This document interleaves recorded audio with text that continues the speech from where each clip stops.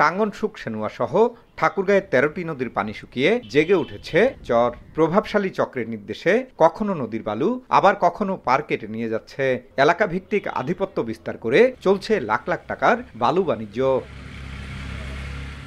সদরের মোহাম্মদপুর, কৃষ্টপুর, নারগুন, সেনুয়া সহ বেশ কয়েকটি ইউনিয়ন ঘুরে দেখা গেছে গ্রামীণ জনপদের ভেতর দিয়ে একের পর এক ট্রাক্টর নদী তীরবর্তী এলাকা থেকে অবৈধভাবে বালু কিংবা মাটি উত্তোলন করে নিয়ে যাওয়া হচ্ছে।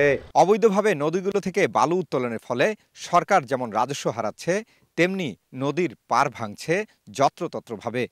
নষ্ট হচ্ছে পরিবেশ। প্রতিনিয়ত এমন অবৈধ কার্যক্রমে ক্ষতিগ্রস্ত হলেও ভয়ে বাধা দিতে পারেন না স্থানীয়রা। নদীর বালু তোলার পরে বর্ষার সময় হয়তো পাড়টার ভাঙে যায়, পাড় ভাঙে গেলে জমির ক্ষতি হয়।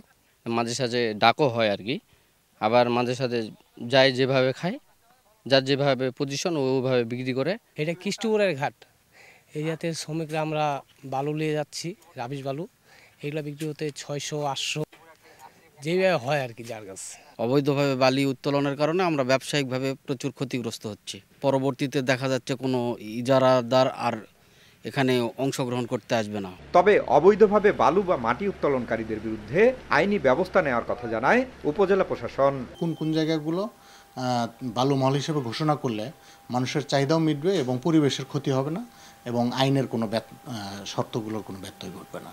ইজারাদারের তথ্য মতে শুধু সদরের টাঙ্গনসুক সেনুয়া নদীর বিভিন্ন ঘাট থেকে অবৈধভাবে গড়ে প্রতিদিন অর্ধশতাধিক ট্রাক্টর দিয়ে উত্তোলন করা বালু বহন করা হয়। জিয়াউর রহমান বকুল, সময় সংবাদ, ঠাকুরগাঁও।